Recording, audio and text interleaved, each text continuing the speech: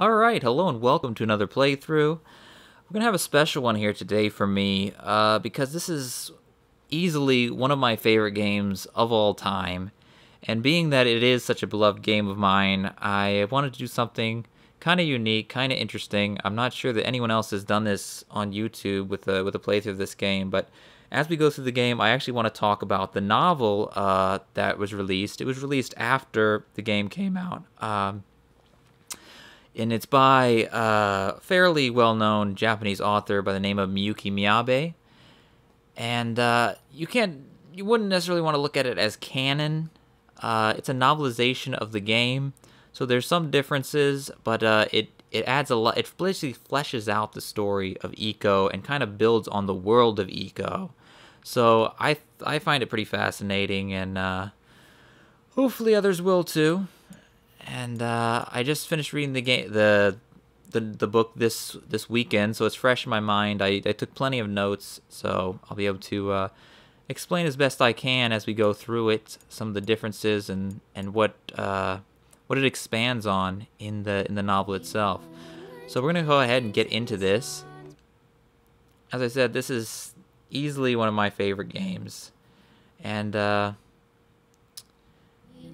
this HD remaster I've had for a very long time. I hadn't gotten to it yet because I wanted to finish the book first.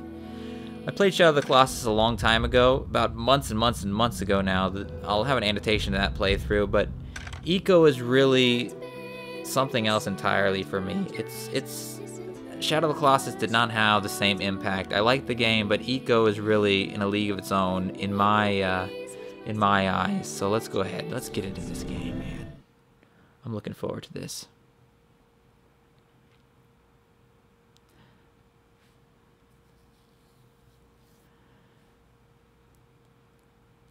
Blue Point Games, they're a really quality studio. They've done pretty much the cream of the crop when it comes to HD, HD collections. They did God of War, Metal Gear Solid. They're doing the Nathan Drake collection. Really, really good studio. Oh man, the memories. I remember the first time playing this game on the PS2 and being pretty impressed with the sound design.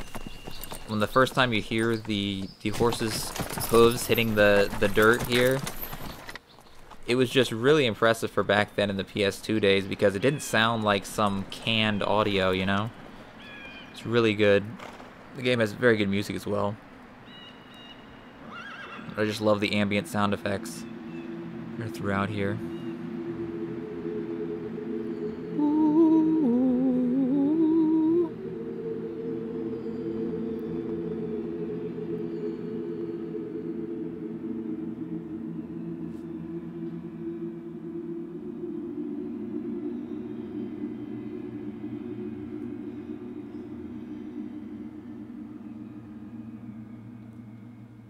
Right, ICO.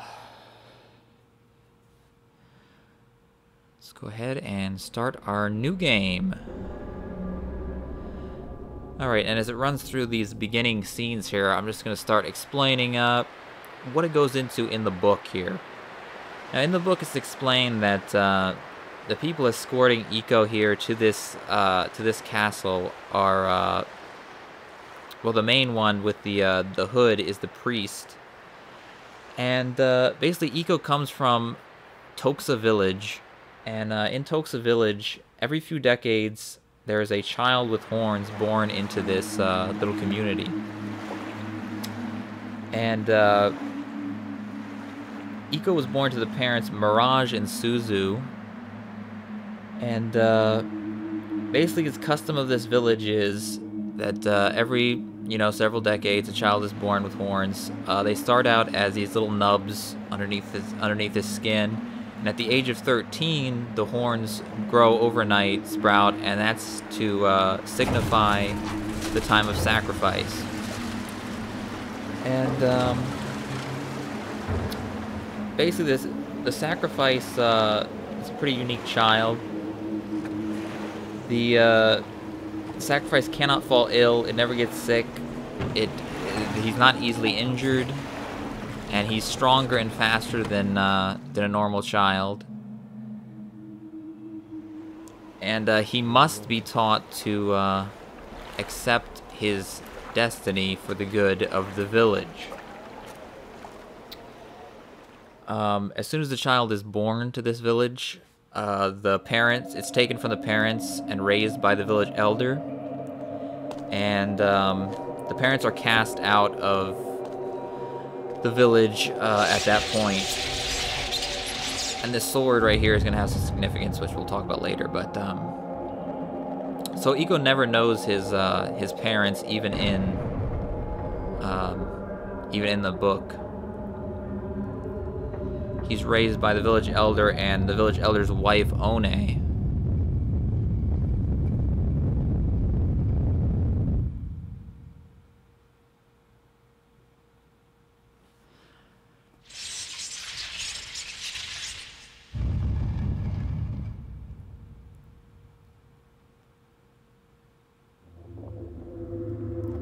It looks really good in HD here. It's really nice to see these. They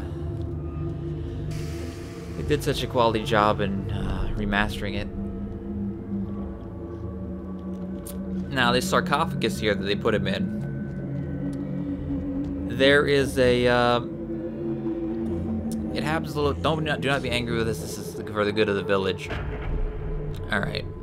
The sarcophagus here that he puts him in, this mystical, magical coffin.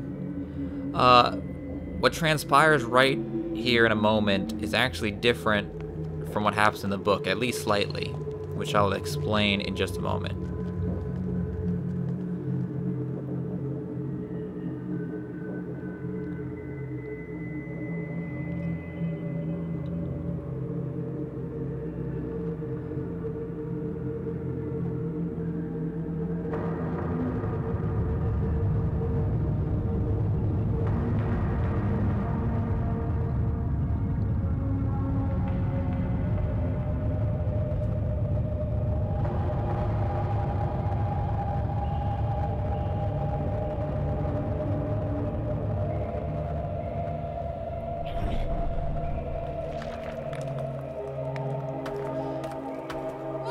See the rubble kind of cracks away, and he falls out of his stony tomb.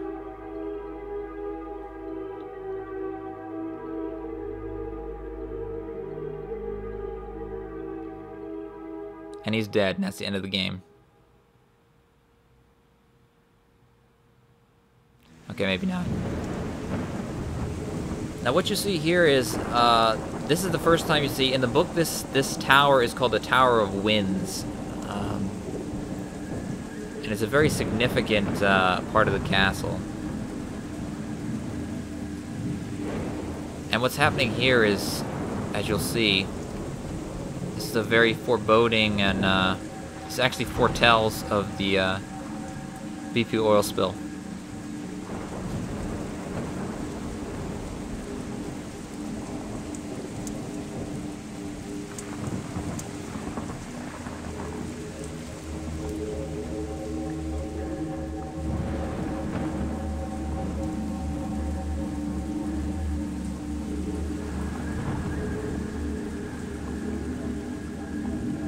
Here he goes, and there he goes. He's sucked in by unfettered capitalism. Okay. Maybe not, but, alright, he wakes up here. It was all a nightmare. A very foreboding nightmare. Alright, now, first of all, let's take note that he can do a very awkward Soldier Boy dance right in the beginning of the game. As you can see, he's not very good at it. Horn boys do not have very good rhythm, so he's pretty bad. But anyway, to explain about these sarcophagi without giving away too much right now, is that in the game here you saw it as he just rocked back and forth until it fell over because the stone was crumbling. But in the book, the sarcophagus rumbles and falls over and basically spits him out you could say, because of the mark on his tunic here, on his the little mark on his tunic, which you can't really see it close up here, but this is because in the book, as it's explained, the village elder's wife, One, is set to task to weave the mark for the sacrifices. And Iko's mark is different because he has a friend in the book. It's never in the game at all, but in the book he has a friend named Toto. And Toto tries to convince Iko to run away from the village and all, but Iko accepts his fate because the village elder took him to the Forbidden Mountains and showed him something that convinced him that he had to do this. He had to accept that he was the sacrifice for the good of the village, right? Toto is not buying that. Toto goes to the Forbidden Mountains. He steals a horse called Arrowwind, and he heads off there, and basically he finds a city that is frozen in stone. Okay? And while there, he sees dark mist in the air. It chases him, and it's his chases him. It has a woman's face. He runs away, hides in one of the abandoned houses, and ends up falling down into like a little cellar type area, where he finds a book, and this book ends up being the Book of Light, which he takes to the village elder.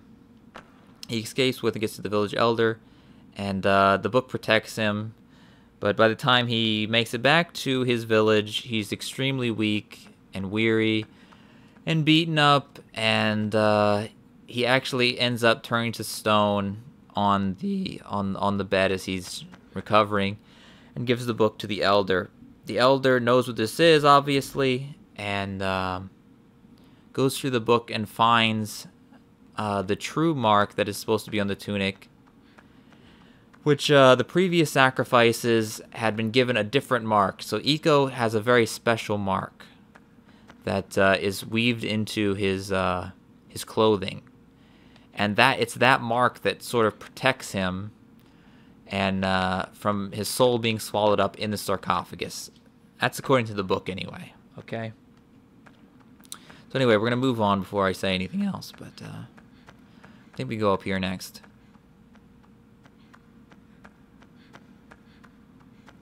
Gotta pull this lever, I think. Oh no, we just pushed. It's a circle button.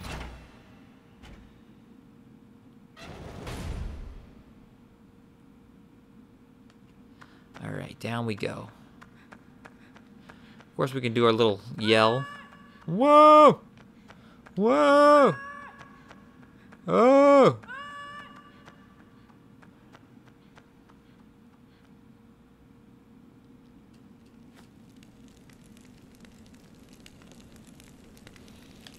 Alright.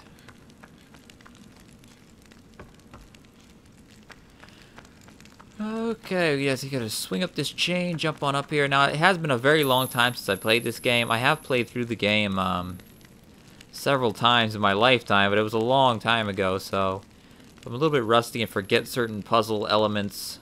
Forgive me. I'm gonna hopefully do this fairly well, though. I don't know if this... see something here.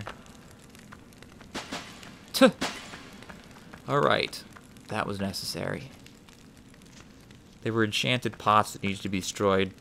Trust me on this one. Alright.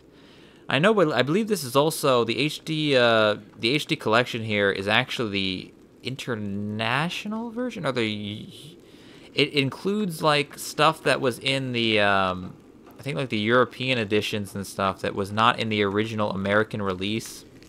So there's some cool Easter eggs and stuff you can get in the game, like different weapons. I might look that up and do that because I've never gotten to experience them, just being that I don't know if I'm supposed to go up here yet. Just being that I only played, you know, the American release, which was different, and left out a lot of this stuff. Alright, can't pass through these idols. Yeah, we do have to go up there. Wait, what is on this side? Why is there two different sides? Have a look here first.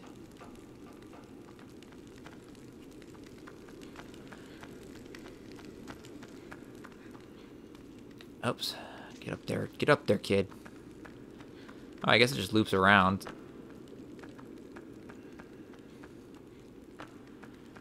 But anyway, as I said before, Iko was actually raised by the village elder and the elder's wife, One. And she actually was not familiar with the custom until Iko was born. So it was very troubling for her because she loved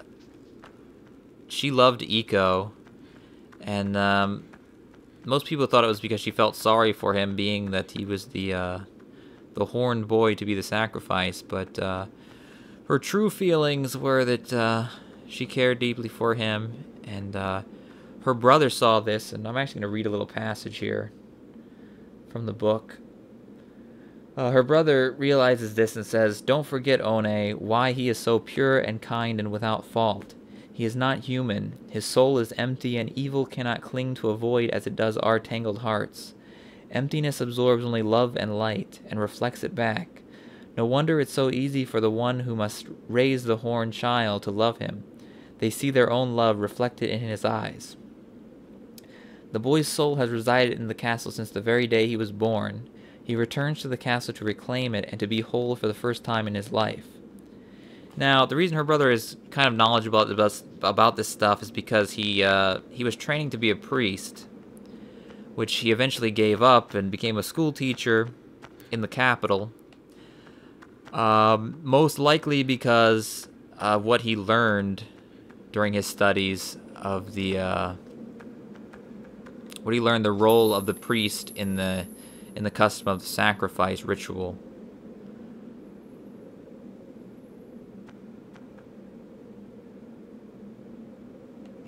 And I'll explain exactly what happened with why they do the sacrifice in a moment here.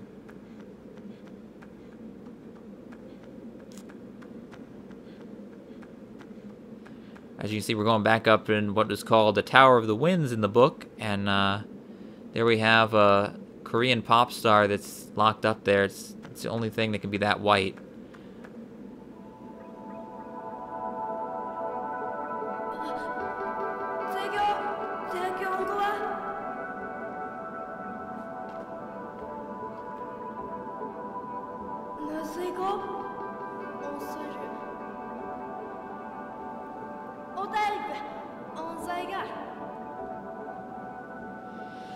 Alright, we gotta get this girl down. But, so we have to actually go outside first, don't we? Get our first look at the outside. Well, I guess first look of gameplay outside anyway. Look at this, man. I mean, for a PS2 game, it was really, really impressive for its time. I mean, the scope and scale of it. I still really like the art style, though, even if it's definitely aged. There's nothing over here. But yeah, to explain for a moment here, to take a moment and explain why the sacrifice thing happens. One corresponds with her brother, who explains it further to her, because the elder really didn't go into too much detail. So the brother says, "Because you are my sister, you know well that the great sun god Sol Rave, to whom we pray in our temples, gives birth to all, mends all, and governs all with love's power. Yet even the god of light had to walk a path beset by hardship before bringing peace to our land. He waged wars and fought many battles. Toxa was the site of one, particularly fierce. Sol Rave had fought a powerful enemy near Toxa, and though the enemy had been defeated and imprisoned, it had not come without a sacrifice, hence the custom of the child born with horns." He goes on further to say, "The sacrifice is born a captive, even as he is a warrior of the light and a keystone in the wall that imprisons the enemy. Though the horned child may appear human, that is not his true nature. The child is a pawn of a greater power. You who must raise him must never forget that the child carries a part of that divinity within him. And One actually doubts that her brother believes all of this because her what would you call it? Her intuition tells her that he may not believe it all because he stopped being a priest after all, and the reason he might not speak out about it is because it's considered a sin to doubt the divine, as they say. So anyway, that's the reason the sacrifice happens, or the supposed reason anyway.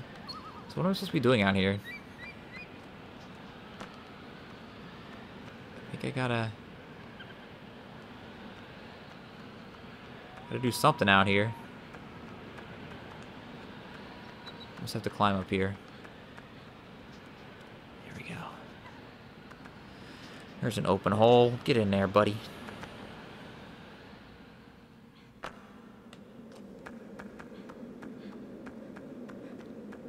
Just can't open this. We gotta do this.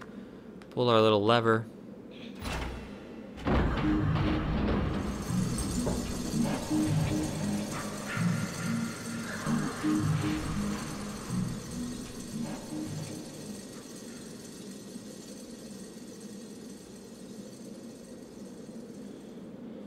All right.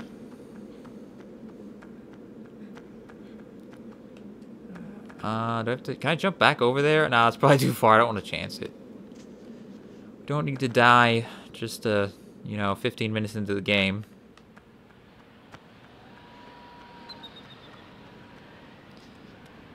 I know there is an achievement for beating the game in something like 4 hours. I don't think I'll do that. I'm sure I'll do it faster than I did the first time I went through the game, which was probably roughly 8 hours or so. I'll probably be a lot quicker about it than that, so we'll see, though. We'll see.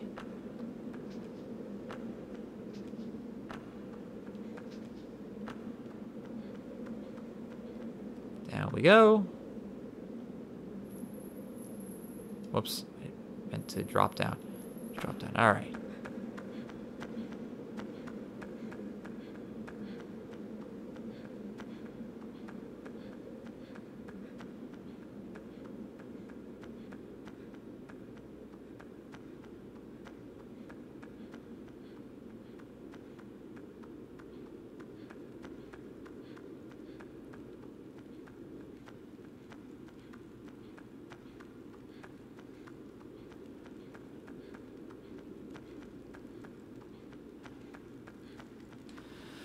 Alrighty, so let's see if we can bust her out of here. Oh, that's right, I have to climb up there now. To get up here now and jump on the top of it. And this is pretty much exactly how it played out in the book as well. They really didn't, a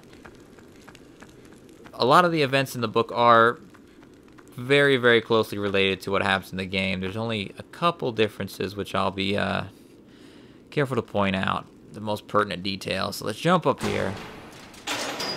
Booyah. Ouch.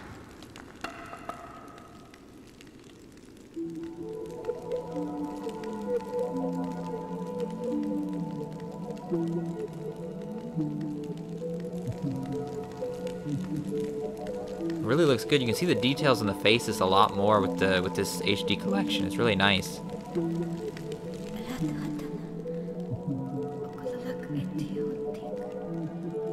As you see, you can't understand Yorda, but once you beat the game, I believe if you play it again, it's sort of a new game plus, I guess you could say.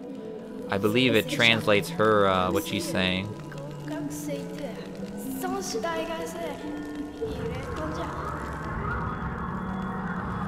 And we got some bad buddies coming.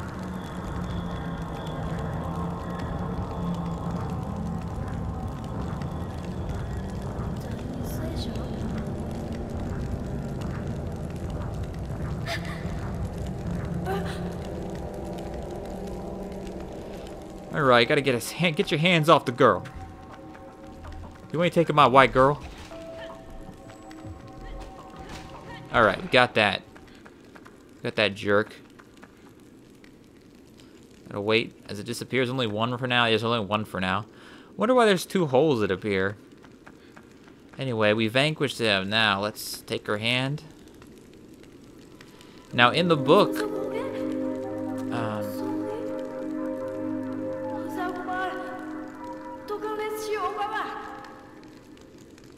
they obviously can't understand each other. In the book, it's interesting that every time he takes her hand, from the moment he starts taking her hand, he actually sees visions of the past. Sees visions of the past. And so he sees some really interesting stuff that goes into her story, her backstory of what, how she ended up here and stuff. And I will go through that, but...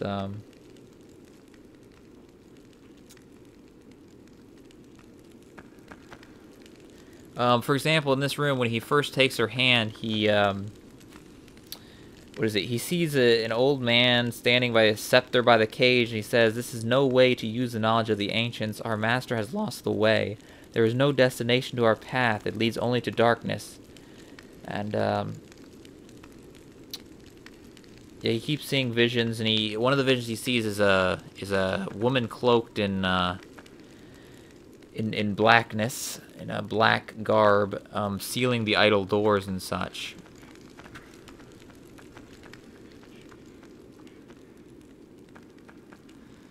Anyway, let's go ahead. Where do we go from here? We go, that's right. Now, Yorda has the power to open these.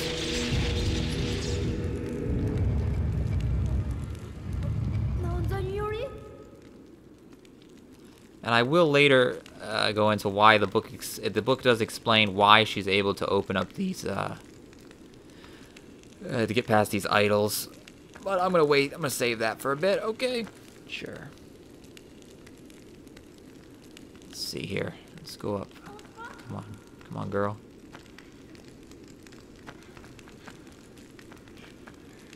Upsy daisy.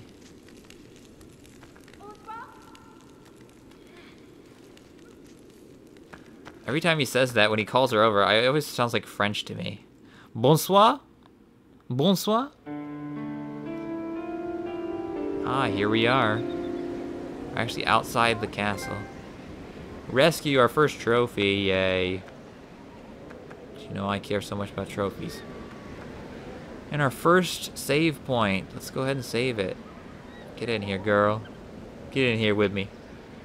Alright. It's a really funny save point having a couch. The couches are not present in the book, by the way. There's no reason to have a save point in the book.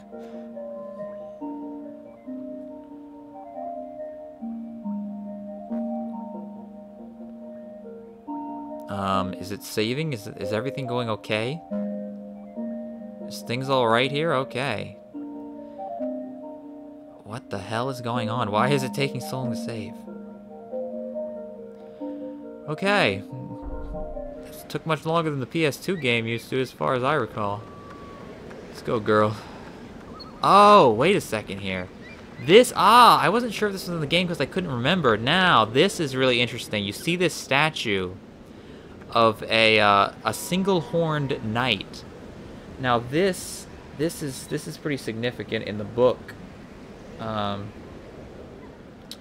They find a stone statue of a knight with horns outside. When Yorda touches, when he touches Yorda, the knight actually comes to life, okay, and speaks to ICO.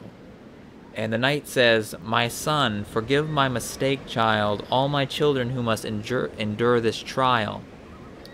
And he recites the saying, "Castle in the mist, resentment this strong, sin this deep, long years of atonement this cruel, 1,000 years of time did not erase my sentence, barren years spent imprisoned here, even now it tortures my body, binding me to this place, but my son, I knew love here as well."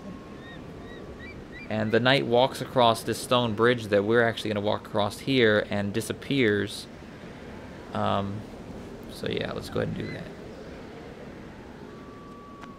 go, girl. Let's get it.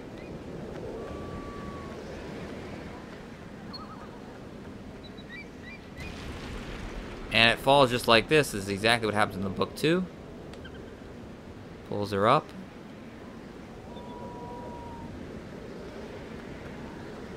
And I guess I can go ahead and say the knight's name is actually, in the book, it's Ozuma. Ozuma. So, he's a very important character, actually, in the book. Get into explaining more about him later as well. Alright, let's go, girl. In we go. Oh man, the lighting looks really good. I like this. Done a really good job here. What is this? Can we pick these up? We can. I don't know what we're gonna do with this. Uh-oh.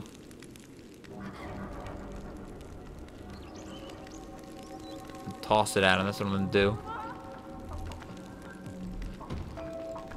Fight you off. Take this. They're like freaking bugs.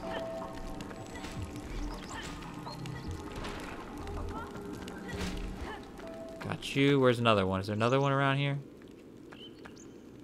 Alright, we did it. Look at the birdies. Can't do anything with these. Is there a point to these, though? I can't remember if there was anything you're supposed to do with these. You can throw them around. It's a great physics demonstration. I do have to do something with this box, though. This crate. Ah, it's on a thing.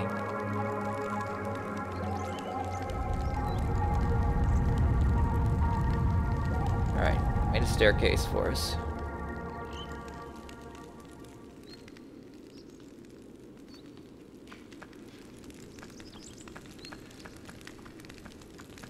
Let's go, Yorda. And by the way, Yorda is supposed to be 16 years old, according to the book. And Iko is 13. Just gives you some context about their ages. Why she's larger than him. Huh, now what is this, though? Where does this go? I don't know. We'll go up here first.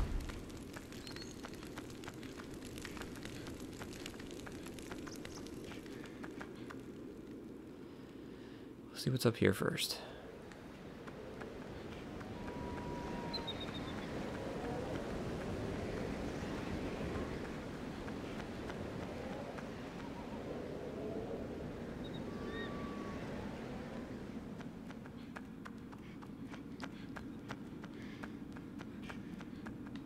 Huh. You can't go in here yet. You cannot go in here yet, so we gotta go back.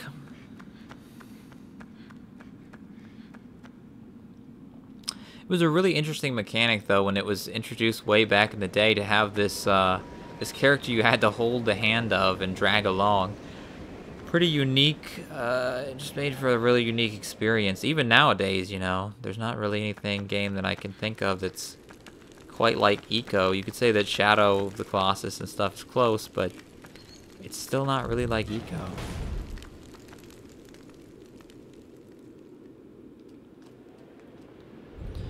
Alright, so we got a freaking bridge here. I think I have to jump do I have to jump across? I think I have to jump across. This could be a bad choice. That was a bad choice. He's dead. Alright, bad choice. At least you could start here. You could start here. That's good. So we really didn't lose anything. Other than, you know.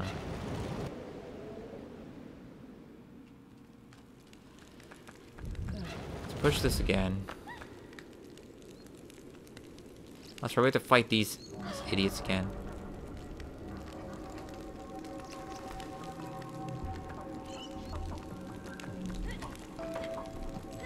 Come on now. Hit this guy. Alright, took him out. Wait for this thing, these spiders to come down.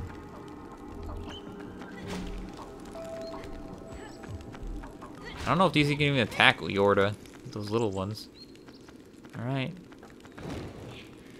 Pull it.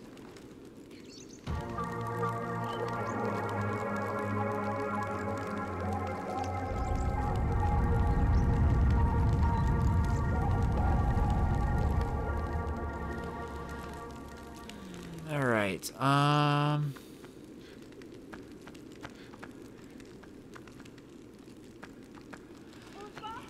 do we want to go up here yet? I don't know. I don't know if I missed something over there. It's up here on this bridge or what. So maybe I did miss something over here.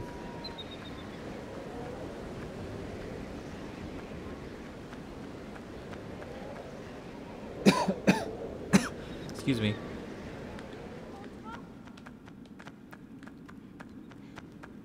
Oh, I think I can drop down here, can't I? Yeah, I believe I can drop down here. Yeah, I can drop down here at least. I open it from the other side. Alright? That's right. It's all coming back to me.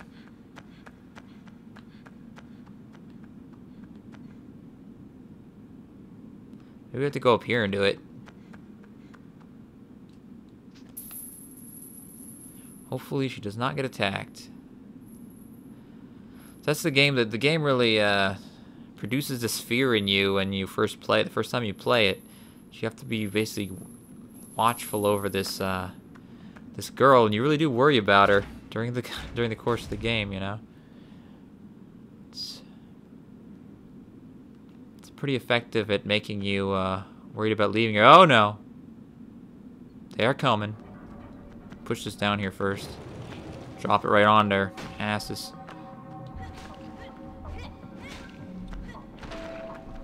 Die. Die. Die. Die. Ouch. Just got pimp slapped by the blackness. No, no, you're not going for Yorda. You come back here. Come back here. Back here. No. Whoa. Knocked its ass down.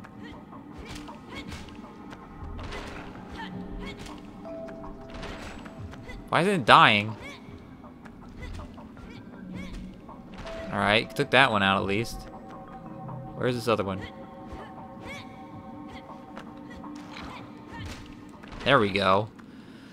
Alright, we got another save point. So let's go ahead and have a seat, Yorda. Come with me, girl. Let's hang on the couch. I promise I won't do nothing. He likes those older women. Alright. Save. Alright. And we'll be back in a moment.